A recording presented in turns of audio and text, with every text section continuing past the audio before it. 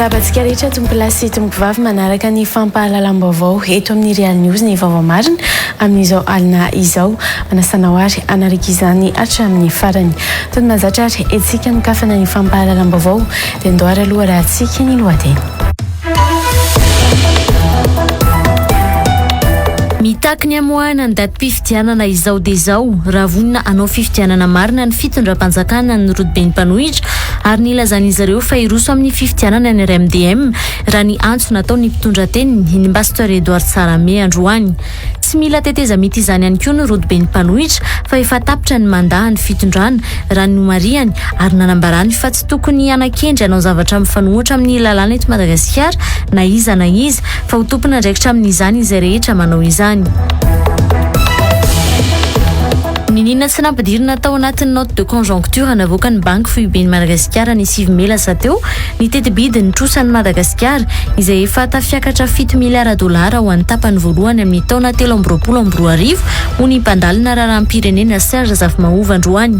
Mbola misy 9 miliara dolara latsaka ihany koa itrosan'ny Madagasikara io ho an'ny taona 2024 iray manontolo ho hiatrany Serge Zafmaovo izay nanambara ihany koa fa tompona andraikitra feno amin'ny fampitrosanan'ny Madagasikara ny banky sampirenena tamin'ny fanomezana ny famatsim-bola $100 tapitrisa dolara ao anatin'ny tetikasa DCIM projet connectivité numérique et énergétique na ny tetikasa fampifandraisana ny tontolo numerika sy ny tontolon'ny angovo.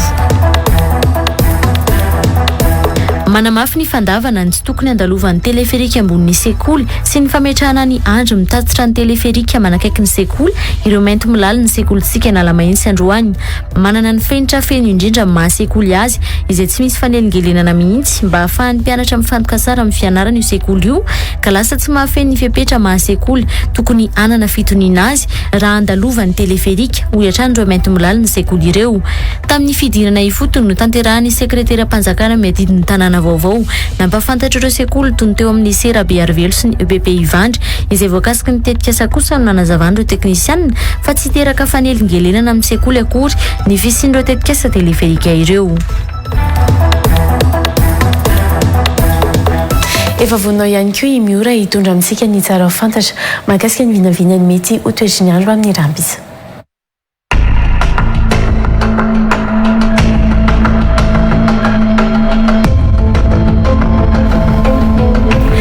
Mirabantsika rehetra ny tokantranana amin'izao fotoana izao izay manaraka ny fampahalalam-baovao eto amin'ny Real TV Madagasikara. Ho fantarintsika ary izao hoe tony ahoana indray ny mety ho vinavina amin'ny toetry ny andro raha hoandra pitso alakamisy 7 ny volana May taona 2024.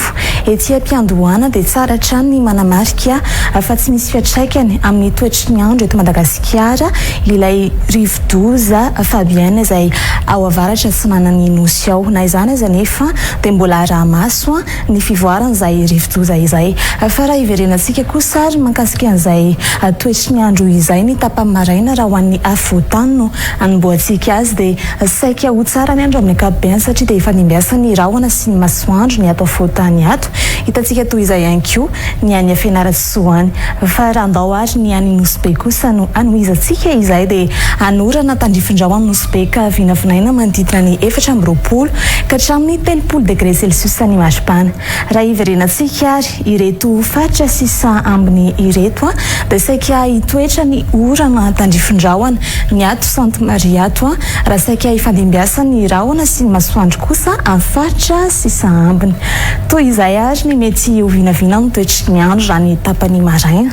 Raha toka ny tapany hariva ary izao no ndao izerentsika mahakasika an'izay mety ho vinavina amin'ny toetry ny andro izay dia mbola hitantsika amin'izao fa mbola hitoy izay fifandimbiasa ny rahona sy ny masoandro izay ho an'ny afovoantany fa raha ikisakisika ho an'ny ato Sainte Marie ato dia fifandimbiasa ny rahona sy ny masoandro koa izy ny tapany hariva.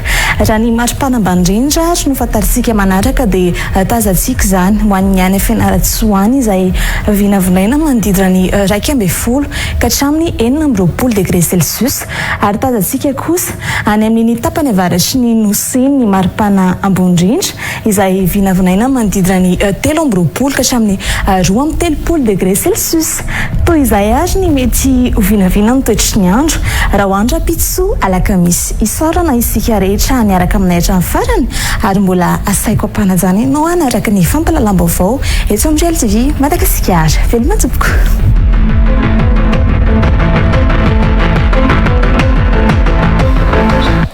Andohary aloha verenantsika vetivety ny lohatenim-baovao milohany tena idirantsika ato anatin'ny antsipriana. Mitaky ny amoahana ny datim-pifidianana izao dia izao raha vonina anao fifidianana marina ny fitondram-panjakana ny Rodoben'ny Mpanohitra ary nilazan'izy ireo fa hiroso amin'ny fifidianana ny RMDM raha ny antso natao ny mpitondra teniny ny Pasteur Edouard Sarame androany. Tsy mila teteza mity izany ihany koa ny Rodoben'ny Mpanohitra fa efa tapitra ny mandahany fitondrana raha ny mariany ary nanambarany fa tsy tokony anakendry anao zavatra mifanohitra amin'ny lalàna eto Madagasikara na iza fa ho tompona ndraikitra amin'izany izay rehetra manao izany. Ninina tsy nampidirina tao anatin'ny note de conjoncture navoaka ny banky foiben'ny Madagasikara ny 6 Mey lasa teo ny teti-bidy ny trosan'ny Madagasikara izay efa tafiakatra 7 miliara dolara ho an'ny tapany voalohany amin'ny taona 2024 ho ny mpandalina raharam-pirenena Serge Zafimahova androany. Mbola misy 9 miliara dolara latsaka ihany koa itrosan'ny Madagasikara io ho an'ny taona 2024 iray manontolo ho hiatrany Serge Zafimahova izay nanambara ihany koa fa tompona ndraikitra feno amin'ny fampitrosanan'ny Madagasikara ny banky iraisam-pirenena tamin'ny fanomezana ny famatsim-bola $100 tapitrisa dolara ao anatin'ny tetikasa DCIM projet connectivité numérique et énergétique na ny tetikasa fampifandraisana ny tontolo numerika sy ny tontolo ny angovo. Manamafy ny fandavana ny tsy tokony andalovan'ny teleferika ambonin'ny sekoly sy ny fametrahana ny andro mitatitra ny teleferika manakaiky ny sekoly ireo mainty milala ny sekolitsika Analamahintsy androany. Manana ny fenitra feno indrindra amin'ny mahasekoly azy izay tsy misy fanelingelenana mihitsy mba ahafahan'ny mpianatra mifantoka tsara amin'ny fianarana io sekoly io ka lasa tsy mahafeno ny fipetra mahasekoly tokony anana fitoniana azy raha andalovan'ny teleferika ho hiatrany ireo mainty milala ny sekoly ireo. Tamin'ny fidirana ifotony no tanterahan'ny sekretera mpanjakana miadidin'ny tanàna vaovao nampafantatra ireo sekoly toy ny teo amin'ny lycée Rabe Arvelo sy ny EBP Ivandry izay voakasiky ny tetikasa kosa no nanazavany ireo teknisianina fa tsy teraka fanelingelenana amin'ny sekoly akory ny fisian'ireo tetikasa teleferika ireo. Ny vaovao politika avy hatrany ary no etsika ny mboana ny fampahalalam-baovao amin'izao alina izao. Tsy mila teteza mita ny Rodoben'ny Mpanohitra eto Madagasikara fa toromarika tokana no apetraka dia ny irosoana amin'ny fifidianana eto amin'ny firenena ho ny mpitondra teny RMDM ny Pasteur Edouard Sarame androany. Ny fifidianana ihany no araka ny lalàna ka tsy tokony hianakendry na iza anao zavatra mifanohitra amin'ny lalàna eto Madagasikara raha ny nambarany. Nampitandrina izay mikasa anao fifidianana tsy madio eto amin'ny firenena kosa nefa ity mpitondra teny RMDM ity androany no sady ny taky tsy misy atakandro ny amoahana ny daty anatanterahana ny fifidianana madio sy mangarahara raha ny valandresaka ho an'ny mpanao gazety izay no tanterahany Rodoben'ny Mpanohitra androany. Nanatrika izany imendrika Razafindratsima sy Anjara Kotondray. Mitady ny hevitra rehetra hijanonana eo amin'ny fitondrana ny mpitondra amin'izao fotoana izao satria efa madiva ho tapitra ny fepitaona hitondrany ho ny Rodoben'ny Mpanohitra eto Madagasikara androany. Rehefa tapitra nefa ny fepitaom-piasany mpitondra dia tsy maintsy atao ny fifidianana amin'ny mahatany republikanina ny Madagasikara ho ny Pasteur Edouard Sarame. Tapitra ny mandany izao mpitondra fanjakana izao ny lalàna ny tokony arahana, ny lalàna ny tokony jerena, ny lalàna ny tokony hitondra ny firenena ity. Koa noho izany manapa-kevitra ny RMDM androany ary miantso ny RMDM rehetra manerana ny Madagasikara ho toromarika tokana fa iroso amin'ny fifidianana ny RMDM. Tsy tokony atao alaolana amin'ny fanatanterahana ny fifidianana ny resabola ho ihany ny Rodoben'ny Mpanohitra eto Madagasikara. Aokare mba tsy ho resabola no atao motify tsy ataterana ny fifidianana satria ny fanjakana tsika dia fanjakana misy vola ary raha tsy manam-bola fanjakana ajanony daholo izay zavatra rehetra tokony hitadiavana vola sy ampiasana vola atontao amin'ny fikarakarana fifidianana ny volam-bahoaka fa ny vahoaka mitady fifidianana. mila fifidianana madio mangarahara sy ekeny rehetra nefa ny fanatanterahana ny fifidianana ho iatrany ireto avy amin'ny RMDM ireto. Ao anatin'ny fanadiovana tokony atao ny fanamboarana ny mpikambana eo anivon'ny vomera mahaleo tena misahana ny fifidianana, ny lalàna mifeny fifidianana, ny lalàna mifeny fitaovana natanterahana ny fifidianana, ny mpanara-maso ny fifidianana izay takin'izy ireo ny ametrahana ny fanadiovana. Zany anefa tsy midika fa raha iroso amin'ny fifidianana ny RMDM ka hanaiky ny tsy fandikan-dalàna, hanaiky ny tsy fetezana rehetra zay ho ataony zao mpikarakara fifidianana. Fa izay kosa de miteny fa mila fifidianana madio mangarahara ekeny rehetra. Fa raha misy fandikan-dalàna zay mety ho ataony mpikarakara fifidianana na ny mpitondra na ny seni amin'ny fifidianana atao de mampitandrina ny RMDM fa tsy emotra ary tsy lefitra amin'izany. Takina ihany koa ony Rodibeny mpanohitra ny amoahan'ny gouvernemanta ny datim-pifidianana ahafahana manatanteraka izay fifidianana izay ho iatrany pasteur Edouard Sarame. Angatahany RMDM ny amoahana datim-pifidianana mazava avy amin'ny gouvernemanta. Avoany daty. Misy miteny fa hoe mbola manana fotoana ny gouvernemanta telo volana mialohan'ny fifidianana. Tsy marina izany. Ny fiantsonan'ny mpifidy nomeny lalàna ny gouvernemanta telo volana fa tsy ny famoahana daty mpifidianana. Avoa izao de zao ny daty mpifidianana raha vonona hanao fifidianana marina ity fitondram-panjakana ity. Marianty farany moa fa tsy mila teteza mita ny RMDM ary tsy tokony hanao zavatra mifanohatra amin'ny lalàna ihany koa ny fitondram-panjakana ho ity mpitondra teny ny RMDM ity. Fa izahay tsy mila teteza mita ny RMDM.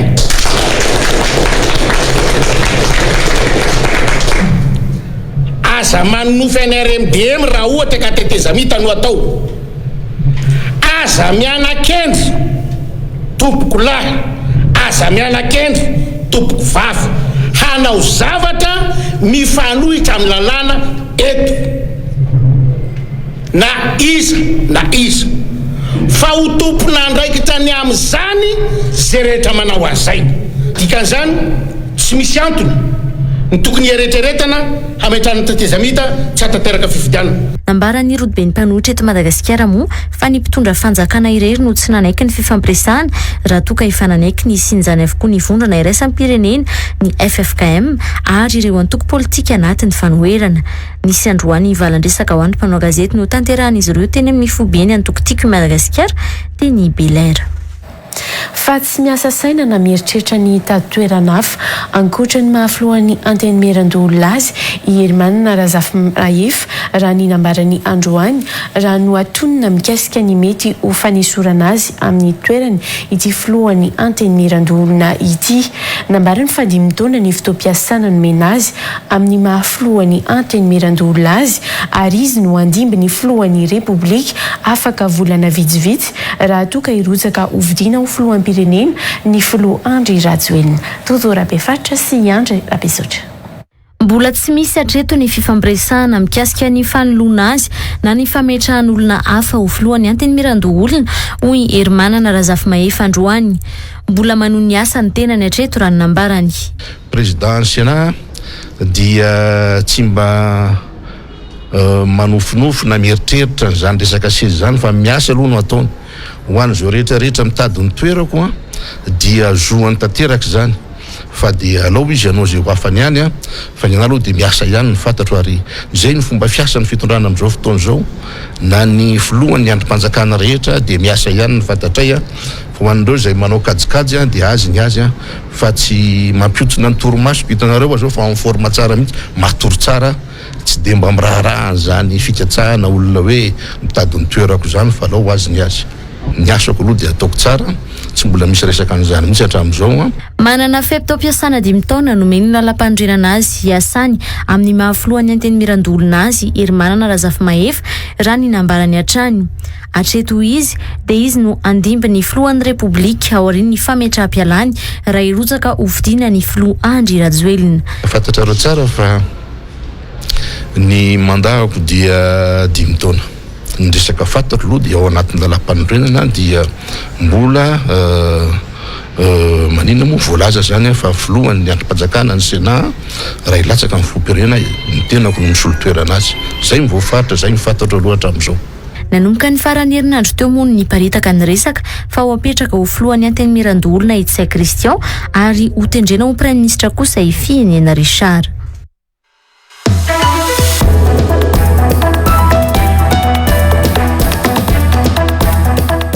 Vahiny fandarana l'invité du jour anio alarobia fahafito amby folo volana may taona 13 aorian'ny fampahalalam-bavao amin'ny 6 ora alina eto amin'ny Real TV Madagascar. Andriamatoa René Fulgence Tovindrainy PDG ny ITTI Madagascar iresaresaka makasika ny fiainam-pirenena ireo raha mafana amin'izao fotoan'izao fa eo ihany koa ny tontolon'ny tanora sy ny ITTI Madagascar. Anasana anao ary naraka izany. Andriamatoa René Fulgence Tovindrainy araka izany no vahiny gasikara feniso anatin'ny fandarana l'invité du jour izay hoarahanao haorian'izao fampahalalam-baovao izao. Hotoizantsika kosa ny antsipiriam-baovao tafiakatra hatramin'ny 7 miliara dolara ny trosan'ny Madagasikara any ivelany sy ato anatiny tamin'ny efa-bolana voalohany amin'ny taona 2024 ity raha mandrindra ny 4 miliara dolara isa-taona eo ny trosan'ny Madagasikara hatramin'izay raha ny nambaran'ny mpandalina raharam-pirenena Serge Azafmaovo. Ny banky iraisam-pirenena no tena tompon'antoka amin'ny fampisotrosana any Madagasikara hoy izy amin'ny fametrahana tetikasa tsy mampisy soa ny Madagasikara. Isan'izany ny tetikasa DCIM izarana jiro mandeha amin'ny herin'ny masoandro izay mitentina 400 tapitrisa dolara kanefa afaka hananganana uzina eto amintsika itrosa be io hoy Serge Azafmaovo. Tozora befatra sy Ianza Rakotondray. Ny nina tsy nampidirina tao anatin'ny note de conjoncture navoakan'ny Banque Fuiben'ny Madagasikara ny 7 May lasa teo ny teti-bidin'ny trosan'ny Madagasikara hoy ny mpandala raharam-pirenena Serge Azafmaovo. Efa tafiakatra 7 miliara dolara mantsy io trosa vahiny io raha hoan'ny tapany voalohany amin'ny taona 2024 ity fotsiny raha toka 9 miliara dolara latsaka izany tamin'ny taona 2024 iray manontolo. Hatramin'izay ny trosantsika ny 4 miliards de dollars teo eo foana midikidina eo. Fa tamin'ity zany niakatra 7 milliards de dollars 6 milliards de dollars ho latsaka kely le izy faran'ny taona 2024 2024 d'accord eo amin'ny 9 milliards latsaka kely eo raha tianaroa avec précision 5 milliards 987 millions de dollars raha mila précision nareo na dia efa manafinafina reny le banque centrale fa tsy afaka manafina fireny izy satria arahany FMI masony ny fivoahana note de conjoncture ohatran'izao hoe arahany FMI maso fa maninona tsy avoakanao ny PIB maninona tsy avoakanao ny trosa Madagasikara zany hoe mialatsina po anatina note de conjoncture zany tokony hivoaka Tompon'antoka feno amin'ny fampitrosana ny Madagasikara ny banky iraisam-pirenena tamin'ny fanomezana famatsim-bola 400 tapitrisa dolara ao anatin'ny tetikasa DCIM hoy Serge Azafmaovo. Ny tena mampiakatra be any trosantsika fanomezam-bola be nataony Banque mondiale. Noho ny Banque mondiale ohatra zao anatin'izany le projet DCIM lasa nitombo 1 milliard de dollars le trosantsika amina projet tsy mifanaraka amin'ny tombontsoa amin'ny malagasy tompona andraikitra amin'izany anie ny Banque mondiale raha raisitsika fotsy zao le DCIM le nameny Banque mondiale 400 millions de dollars io raha raisitsika fotsiny ny DCIM nataon'ny Banque mondiale iny famitahana ny firenena malagasy le izy afaka nananganana uzina teto an-toerana mantsy io 400 tapitrisa dolara izay nomeny ny banky iraisam-pirenena matsina jiro azo avy amin'ny angova zavoziny io miampy famatsina finday ny isa-tokantrano hoy ihany Serge Azafmaovo. Raha sy diso eo amin'ny 3 400 000 foyer no voakasika amin'le DCIM 3 400 000 foyer amin'io 10 millions de personnes no voakasika amin'ny vatana ozaraina tsindriko tsara zay ozaraina matériel solaire nireo tokantrano reo dia ozaraina koa telefone fantanina mipetraka ny fanaovana ny solaire iny ary io nazavain'ny ministre tamin'izay tao anatin'ny fandiniana ny code minier tao amin'ny assemblée nationale ozy ministre hoe ny akora rehetrarehetra anaovana ny solaire misy eto Madagasikara ary vitatsika io fantanina petrako fa maninona tsika tsy manao construction na usine solaire 400 millions de dollars ny trosa ho ataotsika trosa le décimene trosa 400 millions de dollars afitana usine ane zany tokony hanaovana fanidadiana lalina noho izany ny bankiry asa-pirenena hoy Serge Zafimahova. Za miteny mila atao enquête amin'ny financement banque mondiale Covid-19 azadina nefa atao anaty Covid-19 ane Jiramany nazo financement tao nazo subvention anatin'ny Covid-19 zarehetrarehetra zany ane mampitombo ny trosatsika fa mahagaga zany tsisy mihetsika eto Madagasikara manampaizana malagasy kombona amin'ny vavany satria nahoana zareo tsena miakin-doha amin'ny vola amin'ny bailleur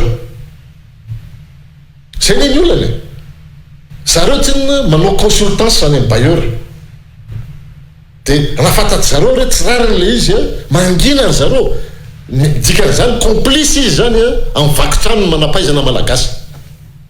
Nambarany note navoaka ny banky foibe moa fa mbola iankinan-javatra maro no ahafahana mandoa ireo trosa ny Madagasikara indrindra ireo trosa any ivelany.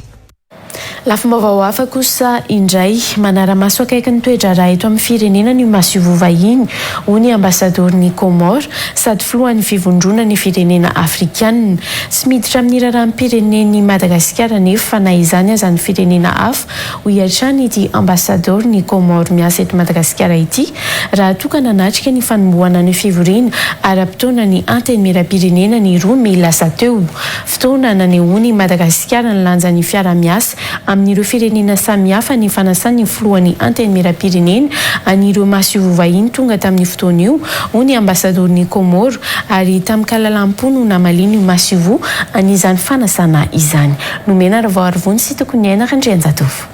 Tsy midika tsy fananjana ny fiandranam-pirenena ny fanatrehan'ny Masivo vahiny ny lanonana fanokafana ny fivoriana ara-potoan'ny anteny miram-pirenena ny roa may lasa teo hoy ny Masivon'ny Comore sady filohan'ny fivondrona ny firenena afrikanina. Nasain'ny filohan'ny anteny miram-pirenena anatrika io fanokafana io izy ireo ary namaly izany fanasana izany izay voalohany hoy ny ambasador'ny Comore no sady filohan'ny fivondrona ny firenena afrikanina. Non, nous on s'ingère jamais dans les affaires intérieures du pays. Nous suivons la convention qui nous lie, c'est la convention de Vienne, et nous avons beaucoup de respect pour les institutions malgaches.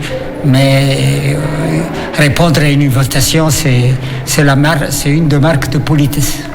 Tsy misy idirany amin'ny 50 ano tanterahana amin'ity taona ity ihany koa ny fanatrehan'ireo Masivo vahiny io lanonana fanokafana ny fivoriana ara-potoan'ny anteny miram-pirenena io ho iatrany ambasador'ny Comore miasa eto Madagasikara.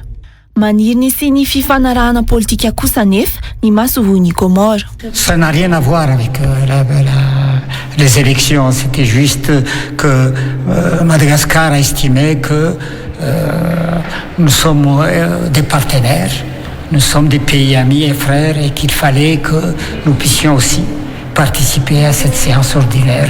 Souhaitons tout le meilleur pour ces pays, qu'il y ait un consensus politique et que le pays puisse continuer de vivre dans la stabilité, parce que c'est beaucoup plus important pour ces pays. Nous suivons de très près la situation, mais nous ne pouvons que souhaiter tous nos vœux de réussite à toute la classe politique, aussi bien les dirigeants actuels que ceux de l'opposition, pour qu'il y ait un consensus pour la tenue des élections. Panaramaso fotsiny ihany ny fianakaviam-be iraisampirenena hoy ny Masivon'ny Comore ary no mariny fa tsy misy andrasan'izy ireo manokana amin'ity fivoriana ara-potoana ity. Manantena kosa ity Masivon'ny Comore ity fa ho an'ny tombontsoan'ny firenena ny tapaka mandritra ity fivoriana ara-potoana ny anteny miram-pirenena ity. Je crois que c'est au peuple malgache que c'est une affaire qui intéresse tous les peuples malgaches. Nous, on est là comme observateurs, comme partenaires. On suit les activités et on espère que de grandes décisions seront prises au bénéfice du progrès de ce pays. Masivo sy solitenan'ny Masivo misa sivy tamin'ireo 12 nasaina moa no nanatrika ny lanonana fanokafana ny fivoriana ara-potoana ny anteny miram-pirenena ny roa may lasa teo ka tao anatin'ny tonga nanotrin'izany Masivon'ny Comore no sady filohan'ny fivondrona ny firenena afrikanina.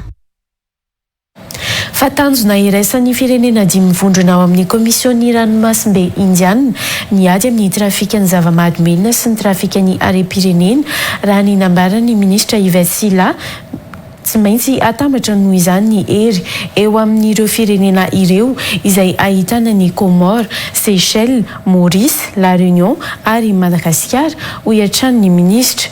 Androany no nanatanterahana ny andiany fa 7-30 amin'ny fivorian'ny komisionn'ny firenena ty amin'ny faridranomasiny Oseany Indiana. Nanatrika izany teno toerana inomena arvoarvony sy tokony ainaka andrenjatofo. Tombosoa lehibe iombonana, ny soa iombonana zany dia tsinona fa ny fijerena ny faritry ny morontsiraka eo anivon'ireo nosy 4 voalazako ireo. Zany hoe tsika tsy maintsy miaro satria amin'ireny toerana reny no ivoahan'ny arentsika.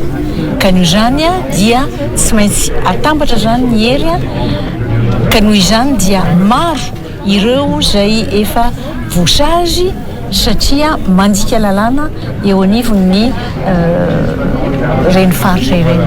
Nanamafy moa ny sekretera jeneraly COI fa misy ireo samby sitrika izay nitondra zava-mahadomelina tratra ny herinandro lasa teo. Profo mivaingana ranonambarana fa anatin'ny ady amin'ny fiarovana ny fahadranonmasiny firenena mivondrona ao anatin'ny komisionn'ny Oseany Indiana io. Tsy vitan'izany ihany anefa fa misy ihany koa ny ady atao amin'ny trafikan'ny are-pirenena anatin'ny Comores, Maurice, La Réunion, Madagascar ary Seychelles.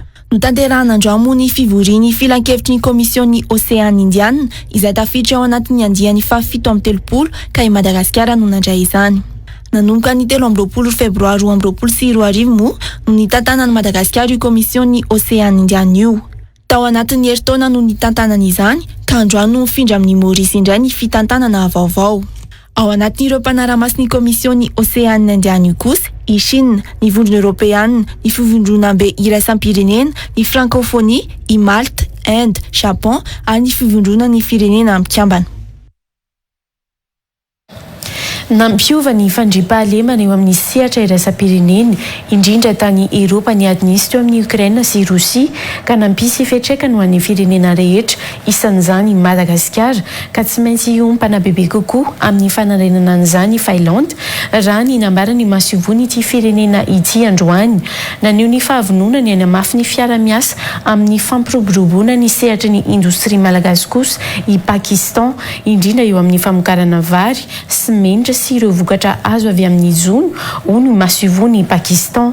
Ny politika sy ny ekonomika ary ny ara-kultoraly kosa no iompana ny fiara-miasa ho an'ny masivony Vietnam raha ny nambarany. Samy nanatitra ny taratasy manendry azy hiasa eto Madagascar tamin'ny filoham-pirenena avokoa moa androany ny masivony Finlande, Pakistan ary Vietnam. Iraisana sy fiara-miasa manoloa ny fiovaovan'ny toetrandro no tena lahara-pahamehana ho an'ny masovony Finlande raha ny nambarany androany tao anatin'ny votoantondresaka ny fanaovany tamin'ny filoham-pirenena Andry Rajoelina.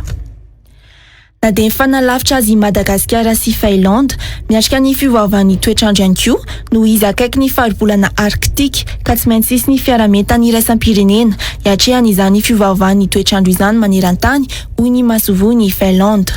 No resahana nandritry ny fihaonana ihany koa ny fifandraisana sy ny fiara-miasa eo amin'ny lafiny fampianarana ambony, ny fiarovana sy ny fandriampahalemana eo amin'ny sehatra iraisam-pirenena no niadnisy teo amin'ny Rosia sy Ukraine. Ny sehatry ny fampianarana ambony, indrindra ny fanoloran'ny Pakistan vadimpianarana ho an'ireo mpianatra eo amin'ny lafiny fitsaboana, ny ingénierie, ny banky sy ny diplomasia kosa no tena niopana ny fifampiresahan'ny filoham-pirenena tamin'ny masovony Pakistan.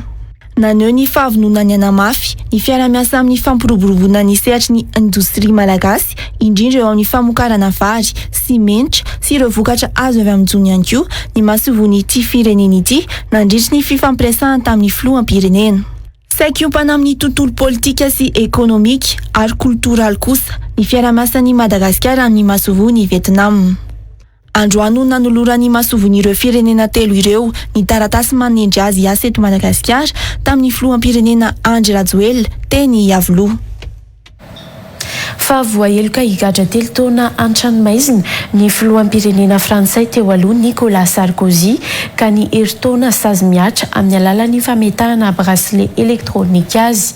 Didim-pitsarana izay mivoaka androany no ny fiampangana azy ho nanao kolikoly sy trafic d'influence tamin'ny raharaha écoute bismuth tamin'ny taona 2024 izay anatin'ny raharaha mifandraika amin'ny famatsim-bola ny fampelezan-keviny tamin'ny fividianana filoham-pirenena ny taona 7-20. Nilaza ny ampiakatra ny fitsarana ambony andravana ny izany didy izany moa ny mpisolo vavazy taorian'izay. Arantsika ny fitin'izay. No amafisy ny fitsarana ambony tao Frantsa androany ny sazy efa voalaza tamin'ny fitsarana ambaratonga voalohany volana Martsa 2024 lasa teo manameloka ny filoha Frantsay teo aloha Nicolas Sarkozy ho nanao kolikoly sy trafic d'influence tamin'ny raharaha écoute bismuth tamin'ny 2024. Raharaha mifandraika amin'ny famatsim-bola ny fanjakana libianina izay notariany filohan'ny Libia tamin'izany izay tsy iza fa ny jeneraly Kadhafi ka nahenona ny resaka ny fanaovan'i Nicolas Sarkozy tamin'ny mpisolo vavazy Thierry Herzog izay nataon'izy ireo tamin'ny finday. Nisy fiainona sur-écoute ny antso natao tamin'izany ary nampiasana anarana sandoka Paul Bismuth mba tsy ahafantarana ny mpitandro ny filaminana azy ireo. Famatsim-bola ho amin'ny fampelezan-keviny tamin'ny fividianana filoham-pirenena ny taona 7-20 no resaka tao anatin'izany. Telo taona an-tranomaizina no sazy azon'ny Nicolas Sarkozy io ka ny herintaona no miatra avy hatrany araka ny didiny mivoaka androany ho an'ity filoham-pirenena teo aloha ity. Nisafidy ny anefa ny saziny any an-tranony moa ity filoha Frantsay teo aloha ity ka ametrahana bracelet électronique izy mandritra ny herintaona. Tsy niandrela fa mpiakatra ny fitsarana amin'ny mpandrava-didy ny mpisolo vavazy Je pense que dans certains dossiers en particulier, de manière générale, la justice a beaucoup de mal à reconnaître ses torts, parfois même ses fautes, et à se déjuger. Nicolas Sarkozy est innocent des faits qui lui sont reprochés. Il entend poursuivre ce chemin. Nous le poursuivrons avec force, détermination. Nous allons poursuivre devant la Cour de cassation. Nous irons jusqu'au bout du chemin judiciaire s'il le faut. Cette décision-là me semble stupéfiante. Elle est critiquable, contestable, en droit, en fait. Et nous ne lâcherons pas ce combat-là, qui est un combat juste, face à une décision particulièrement inique et injuste. Nahazo fandrarana ny lalàna civil na ny interdiction des droits civiques mandritra ny telo taona ihany koa Nicolas Sarkozy ka tsy mahazo manatanteraka ny asany mandritra ny telo taona tahaka azy ihany koa ny mpisolo vavazy izay niaraka ny kombakomba tamin'ny raharaha io ary isan'ny voasarinotra ihany koa ny mpitsara teo aloha Gilbert Azibert. Mbola misy raharaha hafa hiampanganana ty filoham-pirenena Frantsay teo aloha ity moa ankoatr'io raha ny voalaza ny mpanao gazety any ivelany. I Nicolas Sarkozy araka izany no filoham-pirenena Frantsay voalohany nahazo sazy mafy tahaka izao. Lafim-baovao hafa kosa indray manohitra tanteraka ary tsy miova amin'ny fanapahan-kevitra noraisina amin'ny fandalovany tetikasa telefirika eo ambonin'ny sekoly katolika sekolitsika Analamahitsy ny maintso milaliny sekoly sy ireo ray aman-dreny na inona resaka hifanaovana amin'ny ministera tompon'andraikitra ny tetikasa raha ny fanamarana izay nataon'izy ireo androany.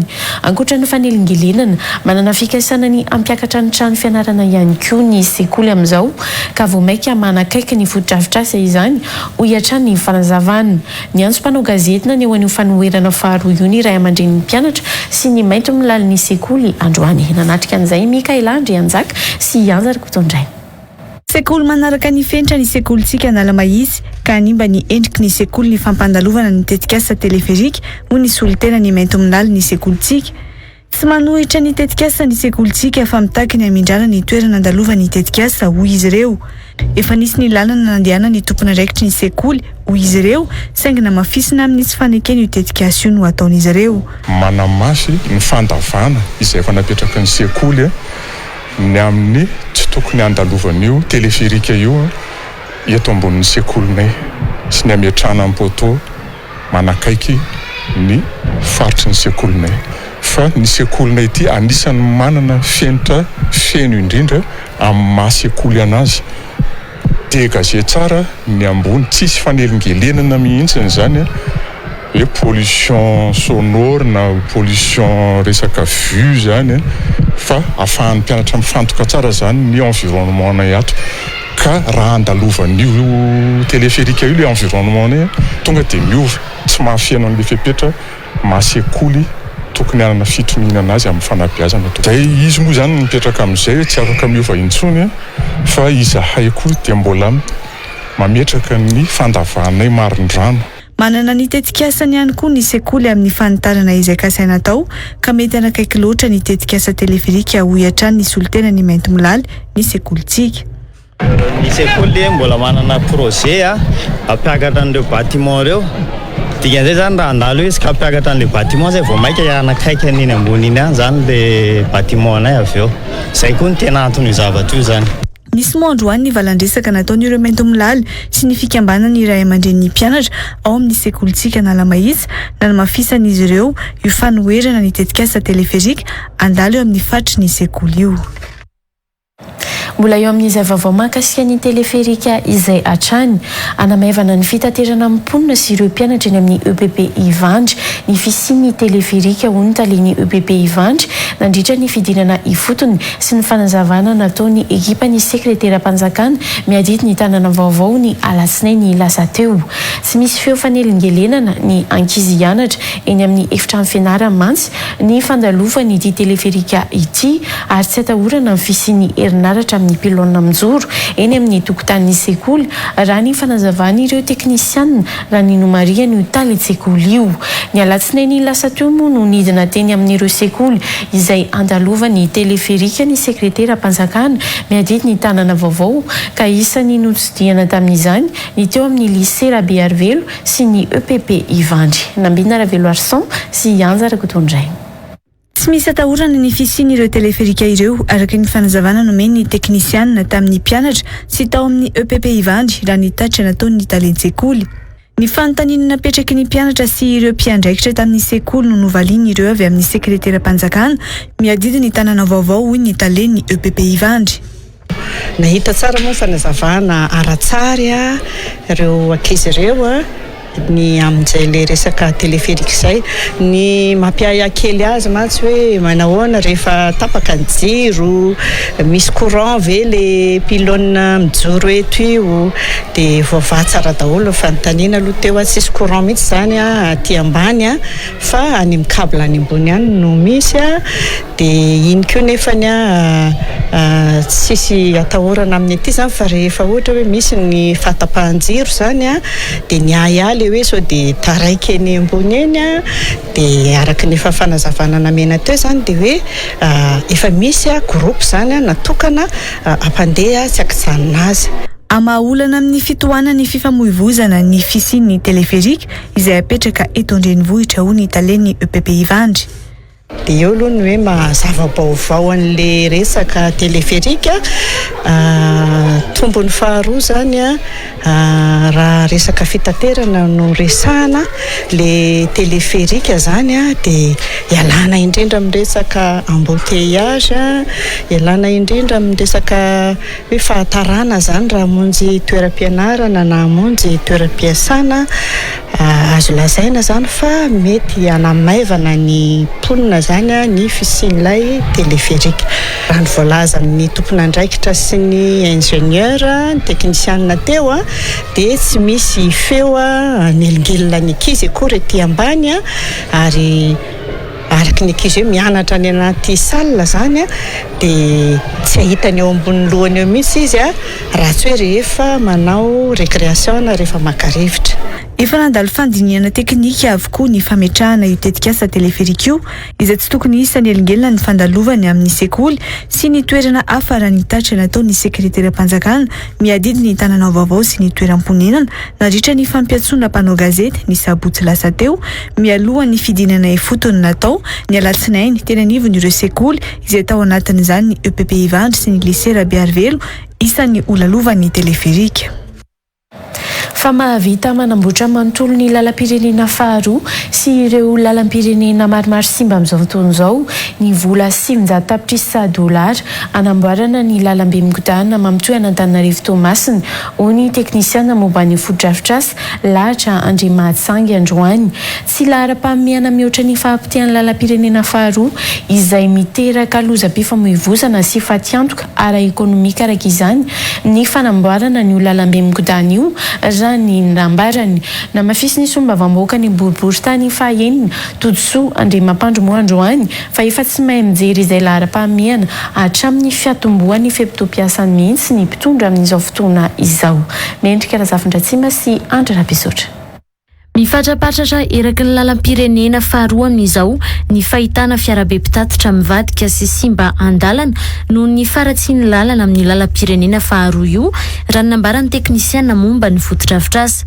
Mbola maro ihany koa ireo fiara simba any andalana raha ny fanadihadiana natao ihany. Tokony fantoka any amin'ny fanamboarana ny lalam-pirenena faharoa noho izany ny fitondrana fa tsy hiditra amin'ny fanamboarana ny lalambe migodana izay tsy ho tonga ny Toamasina akory ho hiatra ny ity teknisiana momba ny fotodrafitrasa ity. Raha mandeha tamin'ny lalam-pirenena faharoa tamin'ny herinandro vao nandeha tamin'iny tena potika dia potika ny lalana ary misy hoe tena mety ho ela mihitsy vao tafarina raha hoe ho arenina ary le izy. Ny olona lasa nitodika any amin'ny zavatra tsy tokony mahamaika ny fitondram-panjakana satria autoroute izay tsy mbola ho tody any Toamasina akory no eritreretin-jareo ho atao zany ao anatin'ilay izy ka mahagaga ihany satria raha tsy resahako le hoe 20 kilometatra alohan'ny faran'ny taona tsy dia iny loatra tsy dia olana fa le tena hoe autoroute izay andeha ho any Toamasina nefa ny amin'ny ankapobeny tsy ho tonga any akory le izy fa volalany fa fahitako anazy tsy dia mahaolana. Mahavita manamboatra ireo lalam-pirenena maromaro efa simba amin'izao fotoan'izao ihany koa ny volalany amin'ny anatanterahany io lalambe migodana io ho ilahatra Andriamatsangy. Raha tsika malala fa 900 millions de dollars eo no prévu anaovana an'le autoroute vaovao. Raha zany natotona tany amin'ny RN2 vita somatsara ny RN2 nefa tsy RN2 ihany koa fa natyreo RN maromaro izay efa simba amin'izao fotoan'izao. Dia fahitako azy zany tsy any amin'ny lahara-pahamehana mihitsy le izy. Ny fanamboarana ny lalana rehetra ihany koa no ambaran'ny solombavambahoaka Todosoa Andriamampandry fa tokony atao. Tsy mbola mahay mijery ny lahara-pahamehana sy ny filan'ny vahoaka ihany mantsy ho ity solombavambahoaka ny boribory tany fahaenina avy amin'ny Atokotima ity ny fitondrana. Ny RN2 raha makany Tamatavy atao firy vao tonga potika. Maninona raha ny lalana rehetra aloha mampitoy any Madagasikara isaky ny district sy ny commune no atao potika daholo zao nandrotiny national ary dia ary mbola zavatra any amin'tsy efa tapotra mandavy dia tsy mahay mijery ny lahara-pahamehana foana ny fitondrana nanomboka tamin'ny fetim-boan'ny mandany mefara amin'izao fifaran'ny mandany amin'izao dia mbola tsy malala ihany ny marary ny voaka sy ny filan'ny voaka sy ny lahara-pahamehana. Mitoy ny asa amin'ny famaritana ny tracé ny lalambe migodana na ny autoroute ampahany voalohany mampitoy an'Antananarivo sy Anjozorobe izay mirefy 20 kilometatra raha ny fiatam-baovao navoakan'ny ministera ny asa vaventy omaly. Mizotra ihany koa ny fanaovana ampahany amin'ny fanisina ny tany na ny pré-terrassement sy ny fanokafana ny lalana na ny ouverture ary ny lalana andehanan'ireo fiara vaventy anatanteraka ny asa. Ho vita mialohan'ny faran'ity taona 2023 ity ny lalana mirefy 20 kilometatra amin'ny lalambe migodana mampitoy an'Antananarivo sy Toamasina mirefy 900 kilometatra izay vinavinaina ho vita ao anatin'ny efa taona araka ny fanambarany filoham-pirenena Andry Rajoelina nandritra ny fametrahana ny vato fototra ny fanombohan'ny tetikasa teny amin'ny fokotany Ambolo komina talata ny volonondry ny 3 Desambra 2022 lasa teo. Ny avy amin'ny ONE na ny ofisy pirenena momba ny tontolo iainana kosa indray nefa nolaza ny alatsinainy lasa teo fa hitoy ao anatin'ny roa volana indray ny fanaovana fanadihadiana ara-tontolo iainana ho an'io lalambe migodana miazo an'ny Toamasina io. Fa tsy voasinjo araka ny tokony ho izy ireo mpanjifa ny orinasa Jirama izay mandovola amin'ny fanjifana ny herinaratra lasa mijaly ho ny fikambanana mpiaro-ny mpanjifa ao anatin'ny FIMZOMPAM. Mbola nampiakarina ihany koa sara ny vidin-jiro tamin'ny fampiarana ny tarifo Optima izay lasa namitoviana amin'ny faritra rehetra manerana ny Madagasikara an'io saran'ny jiro ho hiatrany ny mpikambana ao anatin'ny mpiaro-ny mpanjifa.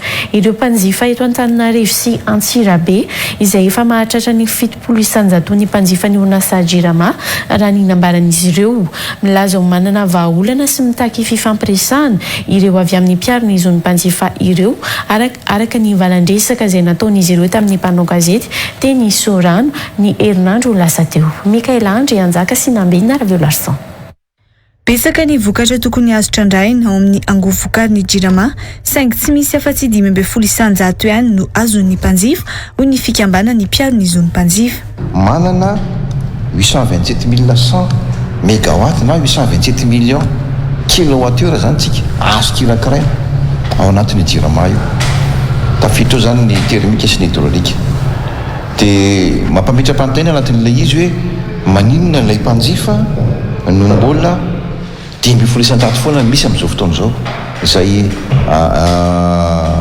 ataontsika hoe manodidina ny 7 alina sy 10 hetsy eo nisan'ny mpanjifa tena hoe mpikambana zany ataontsika ohatra ndray mpikambana nefa ataontsika abony ny tena hoe tena mpandovola ao anatin'ny jirama io. Tsy nisy ny fitsonjovana ny mpanjifa hoy ireo avy amin'ny fikambana ny mpiarona izony mpanjifa na ny fimizom-pamina. 7 isanjato ny mpanjifa jirama eto Antananarivo sy Antsirabe no niara ny fiakarany herinaratra midangana be amin'izao raha ny nomari ny mpiarona izony mpanjifa hatrany. Efa nisy ny fanaovana fanairana momba izany noho ny fampizaliana ny mpanjifa raha ny nomariny saingy tsy nisy tohiny izany. Maninona ireo olona ireo zany dia hoe tena tsy voatsinjo araka ny tokony izy mihitsy tsy voakarakara. 7 isanjato indray dia Antananarivo sy Antsirabe. 7 isanjato Antananarivo sy Antsirabe izay tratran'ilay optima nampiakarana moa zany ny jiro io hoe péréquation tarifaire nampitoviana amin'ny any amin'ny faritra rehetra zany ny vidin-jiro manerana Madagasikara dia nataon'izay koa Antananarivo sy Antsirabe. Zany io moa zany efa nidina hevitra ihany tamin'ny fotoan'andro hoe tsy ekena mihitsy raha ny tena marina zay ny ady hevitra tamin'io hoe tsy ekena ry jirama ny anaovanareo an'io satria ilay mpanjifa maro anisan'indray no lasa mijaly ao anatin'ilay izy. Lasa voateritery anaraka izay tiany jirama atao ny mpanjifa amin'izao hoy hatrany io mpikambana amin'ny finizom-pam io. Anjaran'ny jirama manome qualité de service, anjaran'ny jirama mijery ny olana rehetrarehetra mitranga fa anjaran'ny client kosa anjaran'ny mpanjifa kosa mandovo vola amin'ny alalan'ny facture. Ny zava-misy amin'izao fotoana izao lasa voateritery mihitsy ny mpanjifa anaraka izay tiany jirama atao. Fanjakana mila mijery manokana an'io rehefa ho avy ny délestage dia maisina daholo zao tontolo zao ny insécurité efa tsy tenenina tsony fanendana famonoana azy amin'ny mampanjifa anay zany ny tenenana hoe lehitra alohanay nge ohatra ny tsy asianareo valeur mialatsy indrindra raha miteny zany satria izany indrindra ny maha-citoyen anay hoe mitaky izay ny azahoanay miaina anatin'ny zo anay.